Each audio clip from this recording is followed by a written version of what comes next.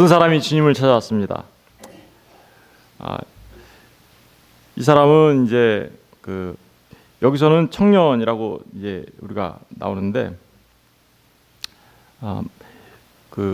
이 사람에 관한 기사는 마가복음과 누가복음에도 똑같이 나와요.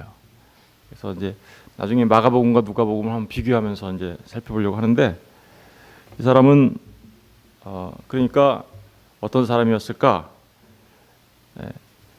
첫 번째로 이 사람은 영생을 찾는 자였습니다. 그죠? 16절에 주께 와서 이르되 선생님이여 내가 무슨 선한 일을 하여야 영생을 얻으리까? 그러니까 이 사람은 참 정말 바라는 바가 있었는데, 그 바라는 바가 뭐냐? 영생을 얻는 거예요. 영생을 얻는 거. 부자예요. 그리고 두 번째가. 그런데 무슨 선한 일을 해야 영생을 얻을 수 있습니까? 라고 이제 영생을 바라는 마음으로 묻자 예수님께서 어찌하여 선한 일을 내게 묻느냐? 선한 이는 오직 한 분이시니라. 예. 선한 이는 오직 한 분이라는 이 말은 무슨 의미일까요? 예, 이게 이제 마가복음과 누가복음에 가면 이 말씀이 조금 약간 달라요. 거기는 뭐라고 얘기하냐면 선한 선생님 이렇게 얘기해요. 내가 무슨 일을 하여야 영생을 얻으리까 이렇게 얘기하죠. 그러니까 여기서는 지금 마태복음에서는 뭐라 그래요? 내가 무슨 선한 일을 하여야 영생을 얻으리까 이렇게 얘기하죠. 그러면서 조금 다르게 질문하는데 맥락은 같아요. 어쨌든 어찌하여 선한 일을 내게 묻느냐 하면서 이 얘기는 오직 선한 분은 오직 한 분이시다, 이런 얘기는 오직 하나님 아버지 한 분만 선하신 분이셔요 라고 얘기한 거죠. 물론 이게 주님 자신이 선한 분이 아니라는 말은 아닙니다. 주님 그런 의미에서 지금 한 분이라고 말하는 것은 지금 주님이 말씀하실 때 이런 의미가 내포되어 있는 거예요. 오직 하나님 한 분만 선하다라는 얘기는 주님 자신이 내가 선하지 않고 하나님과 동등되지 않다라는 말을 하시는 게 아니라, 중요한 건 지금 네가 선한 일을 해서 영생을 얻을 수 있다고? 그거 불가능한 일이야 라는 걸 지금 말하려고 하는 거죠. 그런 의미에서 지금 이런 말씀을 하시는 거예요. 그러면서 어찌하여 선한 일을 묻느냐라는 이 주님의 질문에 이 부자 청년이 이렇게 얘기하죠. 계명을 그러면서 주님이 이렇게 얘기하죠. 내가 생명에 들어가려면 어떻게 해야 된다고요? 계명들을 지키라. 그러니까 그 영생을 얻는 것, 그것은 곧 다른 말로 바꾸면 생명에 들어가는 거예요. 그죠? 생명에 들어가는 거. 영생을 얻는 게 곧 생명에 들어가는데, 그렇게 하려면 계명을 다 지켜야 돼라고 이제 이렇게 주님이 얘기했어요.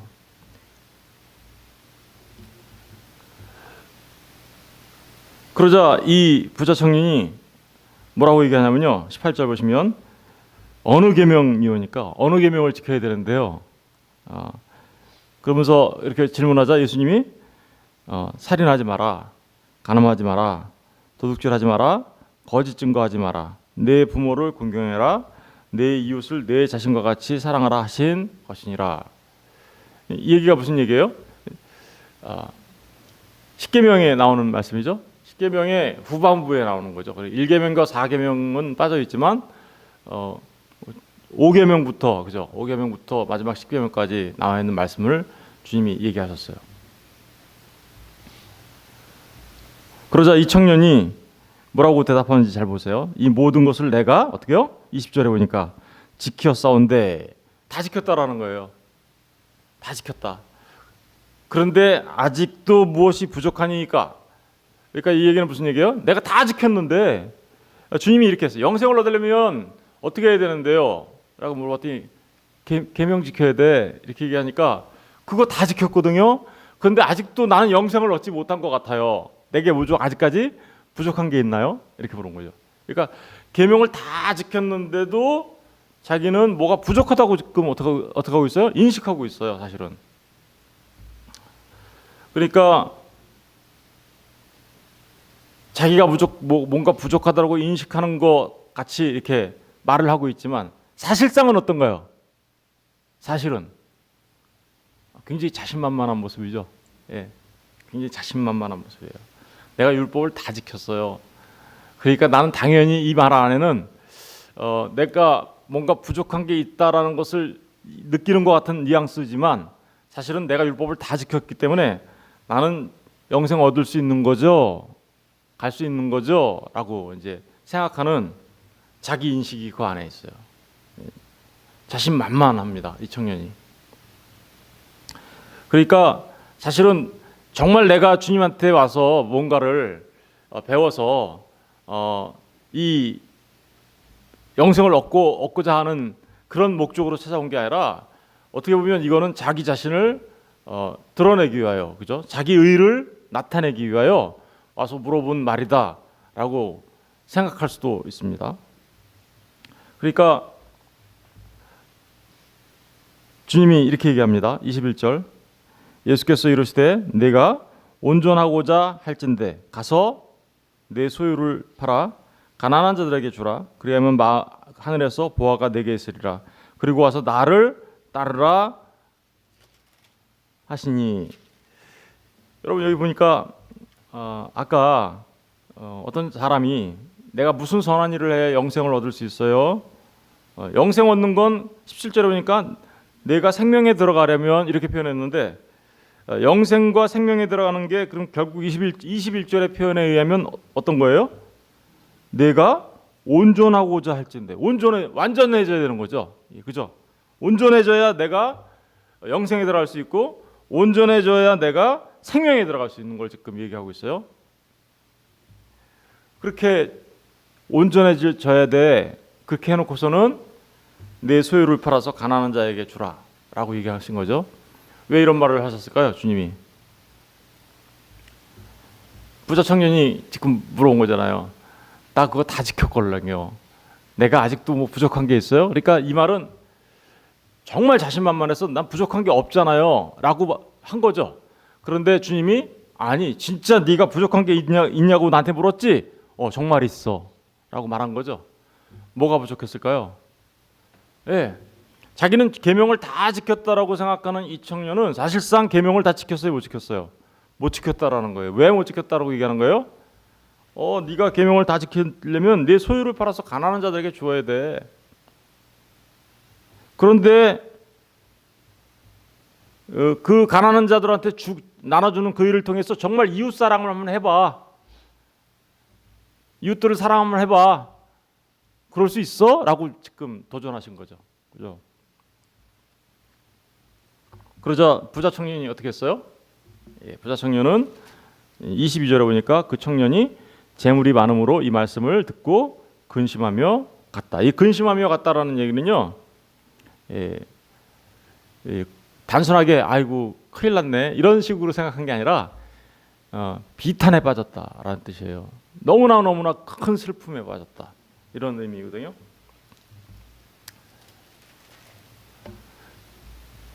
여러분 이 청년이 천국에 들어갈 수 있었을까요? 이 청년이 천국에 들어갈 수 없었음을 주님이 뭐라 그래요? 부자는 천국에 들어가기가 어려워. 낙타가 바늘귀로 들어가는 것 같아. 낙타가 바늘귀로 들어간다는 이 말이 가능하다는 얘기입니까? 불가능하다는 얘기죠. 그런 얘기를 지금 하고 계시는 겁니다. 그러니까 한번 이 청년과 주님과의 대화 속에서 우리가 이제 중요한 주제들을 우리가 생각해 볼 수 있어요. 영생을 얻는 것, 생명에 들어가는 것, 그것은 곧 온전해지는 것인데 율법을 지켜서는 율법을 지키는 자기 의로는 가능해요, 불가능해요?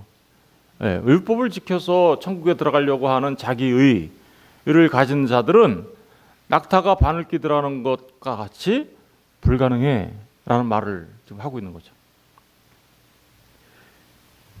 우리가 몇 가지 질문을 할 수 있는데 그렇다면 이 부자 청년은 율법을 다 지키려고 했던 이 부자 청년은 결국은 왜 천국에 못 들어갔는가? 왜 천국에 못 들어갔는가? 라는 질문을 한다면 그는 우리가 어제 그 어린아이 같은 그 표현으로 빌린다면 그는 어린아이가 아니었던 겁니다. 그죠? 어린아이가 아니었다는 얘기는 뭐예요? 자기심으로 자기가 뭔가를 이루어서 내가 천국에 온전해져서 스스로 온전해져서 천국에 들어가겠다고 생각하는 이들은 결코 어린아이가 아니다. 왜 그럴까요? 예, 하나님만을 의지하는 절대 의존자가 되지 못하기 때문에 그러는 거죠. 여러분, 부자가 재물을 팔고 이웃에게 나눠주고 예수님을 따른다라는 이 얘기는 예수님만을 완전히 신뢰한다라는 뜻이에요. 그죠? 재물을 팔아서 가난한 자들한테 나눠주고 그리고 와서 나를 따르라고 한 주님의 말씀을 따른다라는 얘기는 주님만을 의지한다는 얘기고요. 주님의 말씀과 그분의 구원만을 의지한다는 얘기고요. 주님만을 왕으로 믿는다는 의미가 그 안에 들어가 있는 거예요. 그런데 이 부자 청년은 주님을 신뢰했습니까? 아니죠. 지금 주님을 신뢰하지 못했고 더더구나 주님의 말씀을 의지하지 못하고 있는 상태죠. 그러니까 이 부자 청년은 어린아이가 아닌 거예요. 어제 말씀의 표현에 빌린다면 우리가 이 말들을 이제 좀 사도 바울의 말을 빌려서 우리가 좀 이해해 보도록 하겠습니다. 사도 바울의 말, 여러분 우리 한번 가서 로마서 가서 보겠습니다. 로마서 3장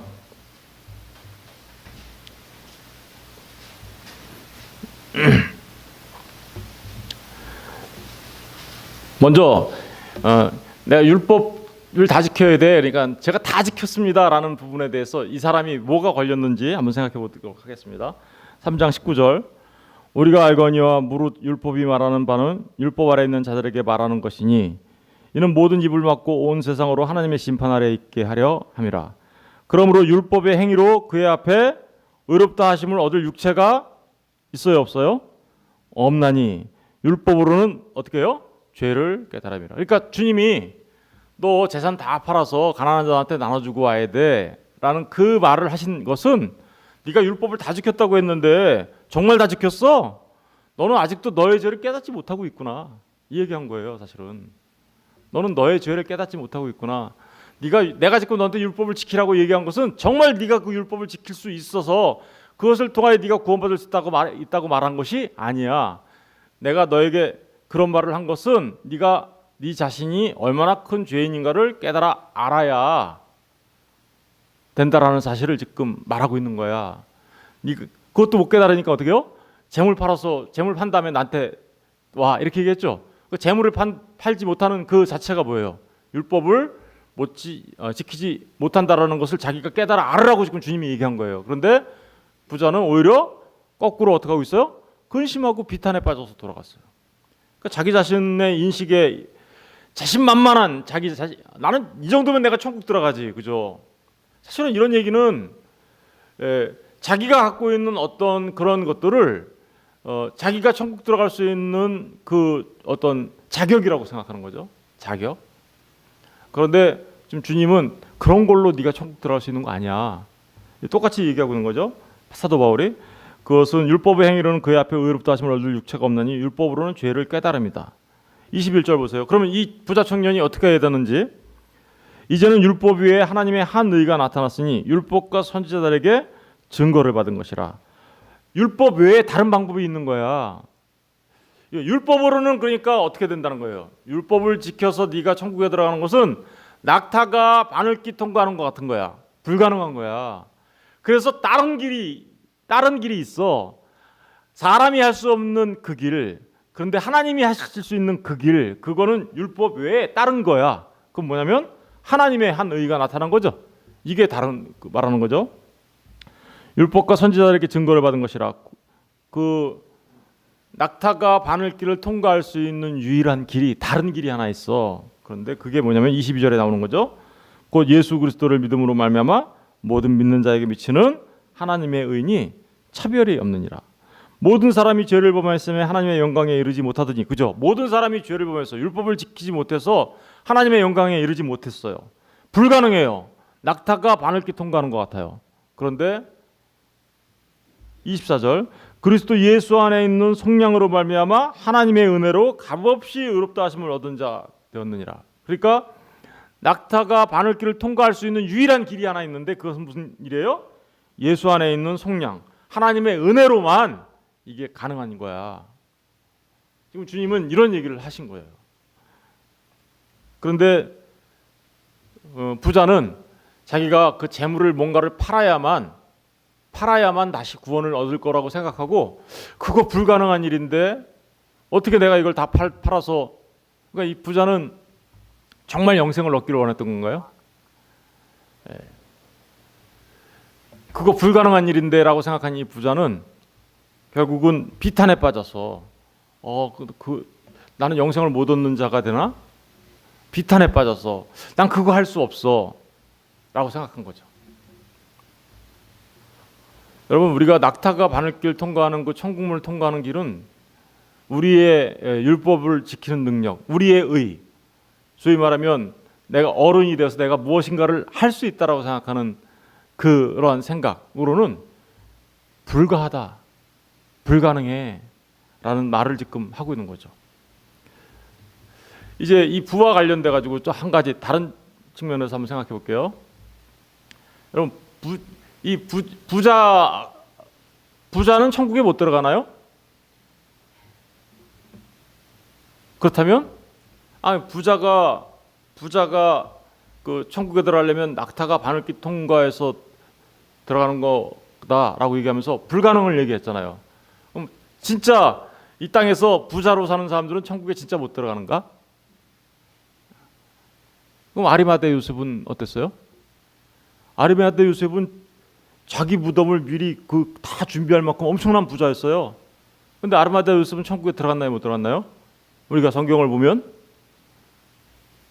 예수님의 무덤을 준비했던 그 부자, 이사야서 53장에 부자와 함께 있었도다 주님이, 그 부자 아리마대 요셉, 당연히 그분 천국에 들어갔겠죠.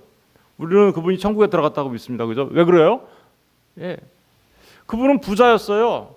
그럼에도 불구하고 그는 천국에 그러니까 지금 내가 부자냐 가난하냐, 내가 지금 갖고 있는 이 소유를 다 파냐 안 파냐의 문제가 아닌 거죠. 중요한 건 뭐예요? 뭐가 진짜 부자였던 거예요? 이 사람은, 이 부자 청년이 진짜 천국에 들어가지 못했던 그 부자 청년이 진짜 부자였기 때문에 못 들어갔는데 뭐가 부자였다라는 거예요? 그가 물론 재물이 많았던 부자는 것은 분명히 맞아요. 그러나 재물이 많다고 해서 천국에 못 들어간다라고 말할 수는 없어요. 이가 진짜 부자여서 천국에 못 들어간 부자가 낙타가 바늘길을 통과하지 못한 그 이유는 그가 자신의 힘으로 여전히 내가 계명을 지켜서 무엇인가를 해서 그것을 의지 삼아 내가 그렇게 해서 천국에 들어가려고 했기 때문에 그 자체가 뭐예요? 부자인 거예요. 그 자체가. 다시 말하면 자신이 갖고 있는 어떤 소유, 자신이 갖고 있는 능력, 자신이 갖고 있는 인생의 목적, 인생의 의미, 이런 것들이 그에게는 일종의 신이었던 거죠. 신이에요. 그게 그 사람한테는. 그게 가장 중요한 거예요. 그걸 못 놔요. 그것들을 못 놓으니까 못 놓고 주님 앞에 오지를 못해요. 그러니까 주님이 하나님이 아니라 그 사람한테는 그 자체가 뭐예요? 신이에요. 자기 자신이 신이에요. 내 의지로, 내 의로. 그런데 진짜 영생을 얻는다는 것은 여기에서 대전환이 일어나야 되는 거죠. 어떤 전환이 일어나야 됩니까? 그것이 나의 신이 아니라 정말 하나님만이 나의 신이십니다. 하나님만이 신이십니다라는 모습으로 대전환이 일어나야 되는 거죠. 우리 마태복음 한번 가서 볼게요. 마태복음 5장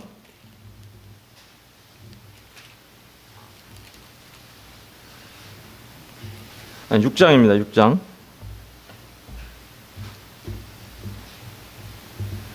6장 19절부터 볼게요.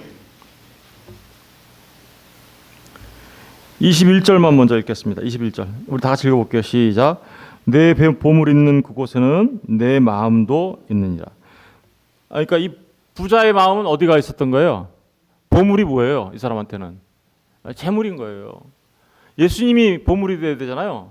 그런데 예수님이 보물이 아니고 이 사람한테는 그냥 자기가 갖고 있는 재물이 자기 자신한테 보물이에요. 24절 한번 읽어볼게요. 24절. 그래서 시작. 한 사람이 두 주인을 섬기지 못할 것이니 혹 이를 미워하고 저를 사랑하거나 혹 이를 중히 여기고 저를 경히 여김이라. 너희가 하나님과 재물을 겸하여 섬기지 못하느니라. 그러니까 이 사람한테는 지금 사실은 누가 신이에요? 재물이 신이라니까요. 재물이 이 사람한테는 신이에요. 재물이 신이고 오히려 재물에만 의지하는 사람인 거예요. 그러니까 사실은 이 사람이 많은 것을 가졌느냐 못 가졌느냐의 문제가 아니라 내가 무엇을 나의 힘으로 여기느냐, 그게 문제인 거죠. 그것에 대한 중요한 관점을 우리가 지금 깨달아 알아야 되는 거죠. 여러분, 정말 천국에 들어가는 사람들은 어떤 사람들인가요? 그러니까 사실은 가난한 자들이에요. 이 가난하다는 얘기는 재물이 없다는 얘기가 아니겠죠. 그러니까 아리마대 요셉 같은 사람은 재물은 많았어요. 그런데 그는 가난한 자였다고요. 왜 가난한 자라고 얘기할 수 있어요? 예수님만 의지했거든요. 예수님만이 주님이라는 걸 알고 있었거든요. 우리 산상수원에서 심령이 가난한 자는 복이 있나니 천국이 그들의 것이라고 얘기하잖아요. 그죠? 심령이 가난한 자. 사실은 심령이 가난하다는 얘기가 무슨 의미예요? 그러니까 내가 율법을 지켜서 내 힘으로 내 의지로 내가 하나님 내 힘으로 천국에 들어갈 수 있다라고 생각하지 못한, 그러니까 철저하게 자기 자신의 힘으로는 안 된다라는 것을 깨달아 아는 사람들이 뭐예요? 심령이 가난한 자들이에요.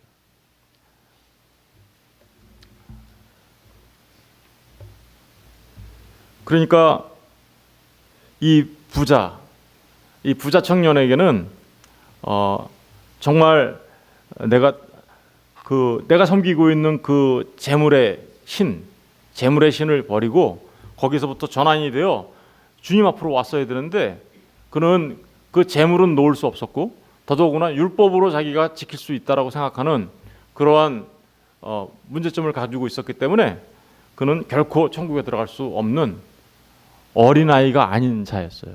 어린아이가 아닌 자. 그러니까 천국에 들어갈 수 없는 거예요. 여러분, 우리 갈라디아서 가서 한번 더 볼게요. 율법과 관련돼 가지고 갈라디아서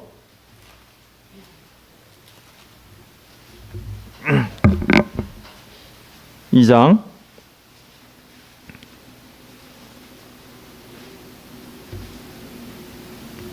갈라디아서 2장 16절. 사람이 의롭게 되는 것은, 이게 아까 이제 영생을 얻는 것, 생명으로 들어가는 것, 그리고 온전하게 되는 것, 그죠? 온전하게 되는 것을 이제 의롭게 되는 것으로 이제 표현할 수 있는데, 사람이 의롭게 되는 것은 율법의 행위로 말미암음이 아니요 오직 예수 그리스도를 믿음으로 말미암는 줄 알므로 우리도 그리스도 예수를 믿나니 이는 우리가 율법의 행위로서가 아니고 그리스도를 믿음으로써 의롭다함을 얻으려 함이라. 율법의 행위로서는 의롭다함을 얻을 육체가 없느니라. 여러분, 율법을 지키다 한 가지만 지키면 어떻게 되는 거라고 그랬어요? 야고보 사도는 한 가지만 못 지키면 율법 다 못 지킨 거야, 이렇게 얘기합니다. 싹 다 못 지킨 거야.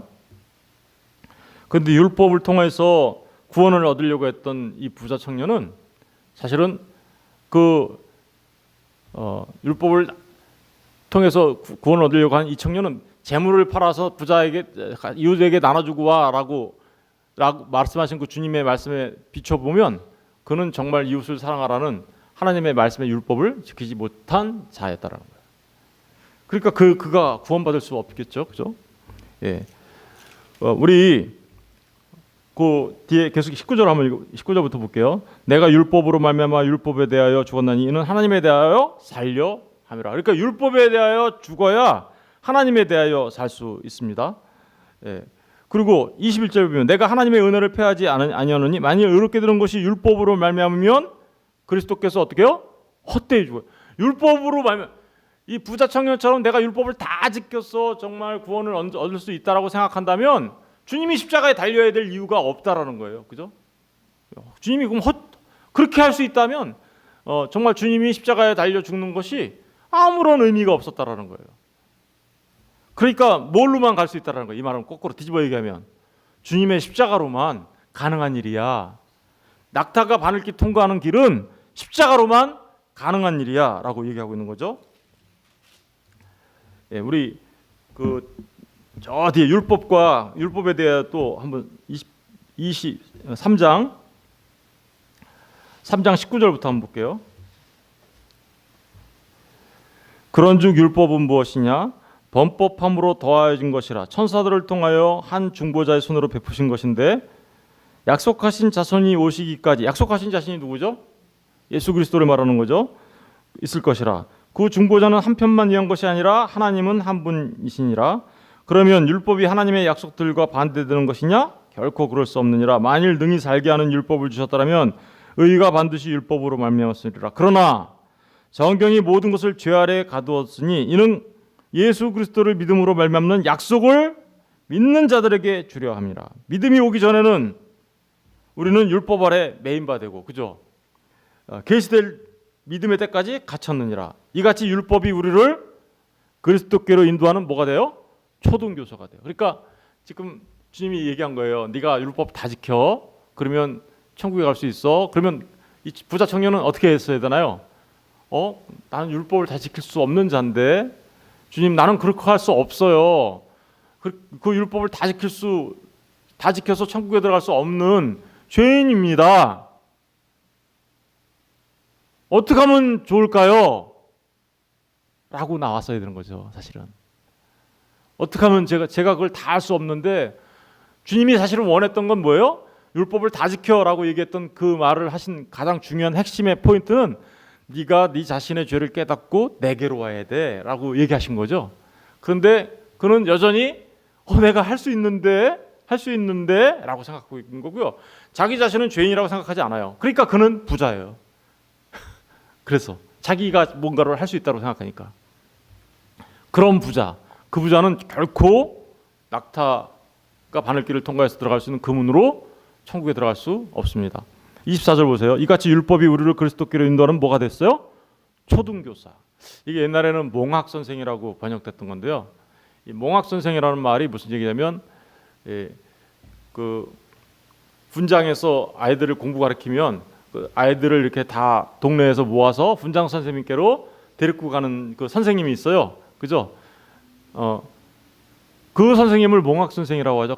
그 가서 또 때로는 가르치기도 하지만 이 선생이 주로 이 아이들을 모아가지고 누구한테 데리고 가요? 선생님한테 데리고 가는 사람이죠. 이 사람을 몽학선생이라고 하는데 초등교사.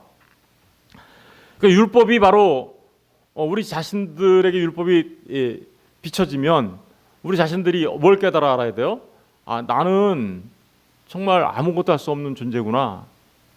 이 심령이 브로큰이 일어나야 돼. 심령이 가난한 자가 되고, 그죠? 그래서 주님, 난 어떻게 하면 좋아요? 어찌할꼬? 베드로가 설교했을 때 사람들의 반응이 뭐였어요? 어찌하면 좋아요? 우리는 죄인입니다. 주님, 어찌하면 좋아요? 이렇게 하고 나갔어야 되는 거죠. 그런데 그는 오히려 거꾸로 고민하고 주님을 떠나버렸죠. 그러니까 유일하게 그를 천국에 이르게 할 수 있는 그 길을 그는 외면하고 말았던 거죠. 그래서 들어갈 수 없었던 겁니다. 25절 보세요. 믿음이 온 후로는 우리가 초등교사 아래에 있지 아니하도다. 너희가 다 믿음으로 말미암아 그리스도 예수 안에서 하나님의 아들이 되었으니 누구든지 그리스도 합하기 위하여 세례를 받은 자는 그리스도로 옷 입었느니라. 너희는 유대인이나 헬라인이나 종이나 자유인이나 남자나 여자나 다 그리스도 예수 안에서 하나이니라. 너희가 그리스도의 것이면 곧 아브라함의 자손이요 약속대로 유업을 이을 자니라. 그러니까 이 얘기는 오직 주님을 통해서만 주님 십자가의 그 주님의 은혜를 통해서만 하나님 나라의 유업을 얻을 수 있는 자가 됩니다라고 지금 얘기하고 있는 거죠. 다시 말하면 율법은요 우리를 주님께로 인도하는 몽학 선생이었던 거예요. 몽학 선생. 그런데 이 부자는 그것을 깨닫지 못하고 오히려 거꾸로 이 주님을 떠나버렸네요. 그러니 천국에 들어갈 수 있는 길이 없게 된 것이죠.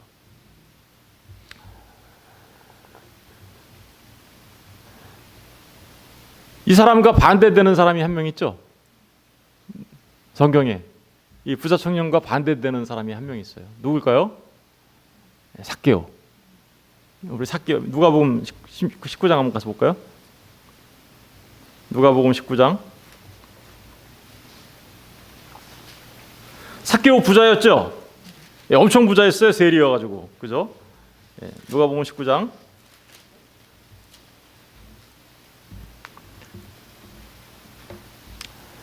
예, 누가복음 19장에 보면 이 삭개오 이야기가 나오는데요.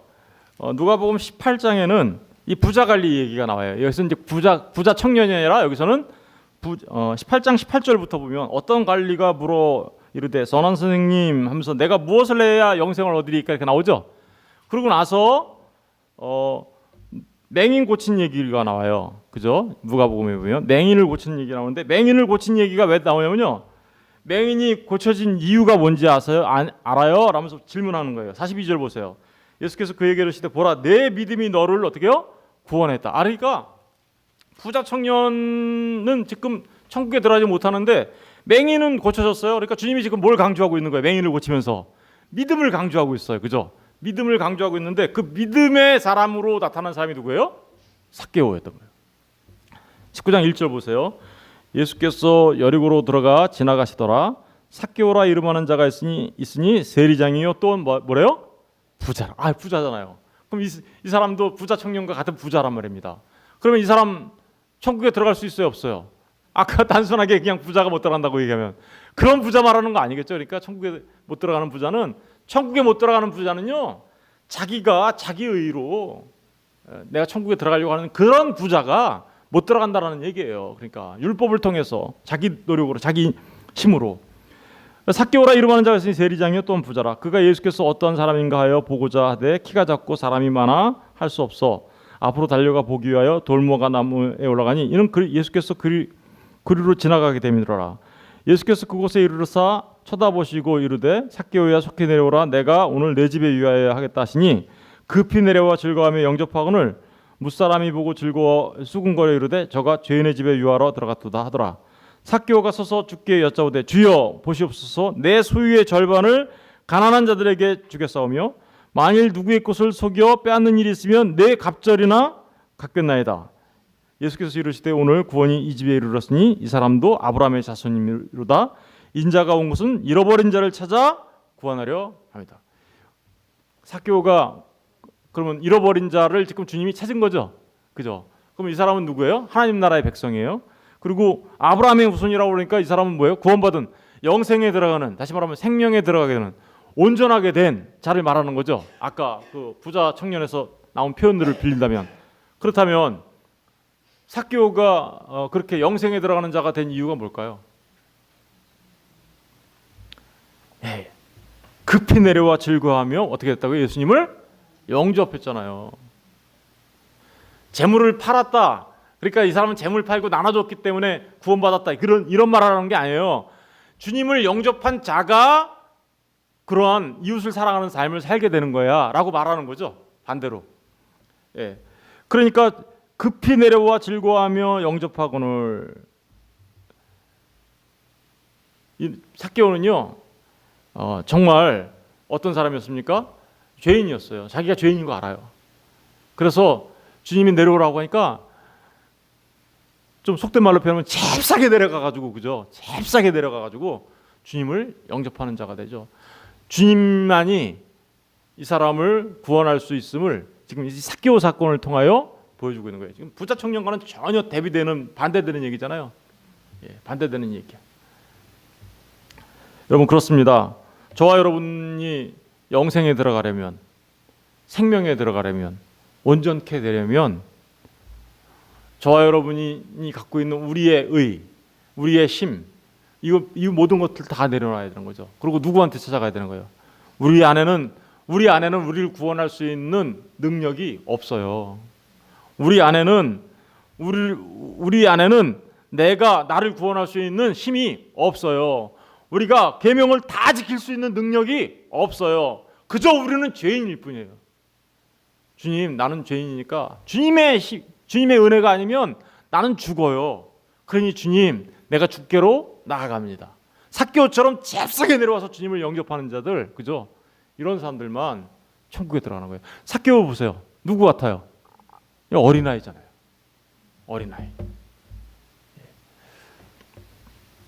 바로 저와 여러분 모두가 우리 자신들이 얼마나 큰 죄인인 것을 깨달아 알고, 그리고 오직 주님 아니면 내가 살 수 있는 길은 없다라는 사실을 깨달아 알고, 내가 가지고 있는 재물이나 내가 가지고 있는 소유나 그 무엇도 나를 지켜줄 수 없음을 깨달아 알고, 그죠? 그것들이 나를 지켜줄 수 있는 신이 아니라 오직 주님만이 나를 지키시고 나를 생명으로 인도하시는 분이라는 것을 깨달아 알아 돌 무화과 나무 꼭대기에서 잽싸게 내려와 주님을 영접하는 그런 자이어야 함을 말하고 있습니다. 예. 우리 모두가 그래야 그런 사람들만 천국에 들어갈 수 있음을 기억하시고, 정말 저와 여러분 모두가 정말 삭개와 같은 그런 모습으로 주님을 영접하는 자들 다 되셨으면 좋겠습니다. 예, 기도하겠습니다.